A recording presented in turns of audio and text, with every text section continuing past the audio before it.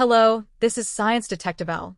Today, we will look into when election fraud began in Korea through statistics.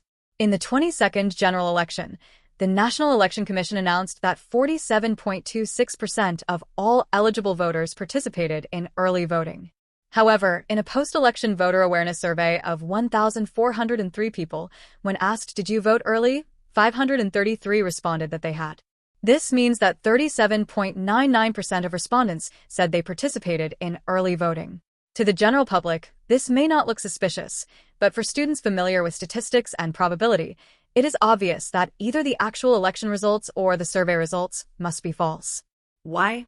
Because if the actual early voting rate was 47.26%, then in the survey there is a 99.9% probability that the percentage should fall within the range of 42.9% to 51.7%.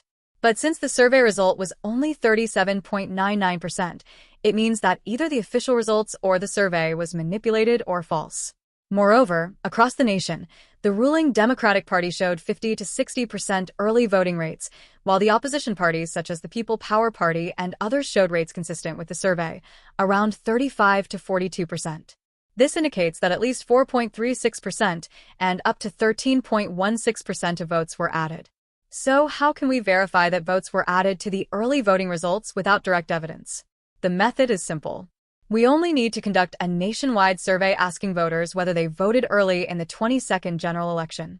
If 1,000 people are surveyed, the results should show within 32.9% to 43.1% early voting participation at 99.9% probability.